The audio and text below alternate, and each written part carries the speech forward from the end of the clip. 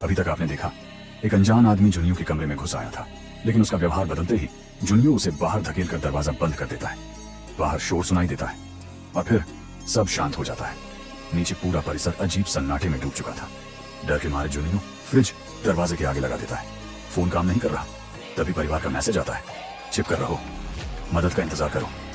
दिन गुजरते हैं। जुनियो सोशल मीडिया पर मदद का संकेत पोस्ट करता है। ड्रोन से बाहर झांक कर देखता है, पूरा इलाका अजीब व्यवहार करने वाले लोगों से भरा है। रात में गोलियों की आवाज आती है। एक महिला पुलिस अधिकारी लड़ते हुए दिखाई देती है, लेकिन आवाज और लोगों को आकर्षित कर देती है। जुनियो मदद करने की कोशिश करता है, लेकिन हालात उसके काबू से बाहर है। एक दिन अचानक उसके फ्लोर पर फिर से आहट सुनाई देती है। कोई दरवाजों के पास घूम रहा था। जुनियो सांस रोके खड़ा रहता है। कुछ पल बाद आवाज दूर चली जाती है, लेकिन अब उसे समझ आ चुका था, यहाँ छुप कर रहना ज्यादा देर तक सुरक्षित नहीं है। खाना धीरे धीरे कम होने लगता है। पानी भी सीमित है। कई दिनों तक वह अकेला फंसा रहता है, भूख, प्यास और डर के बीच। एक दिन उसे माँ का वॉइस मैसेज मिलता है। नेटवर्क नहीं है।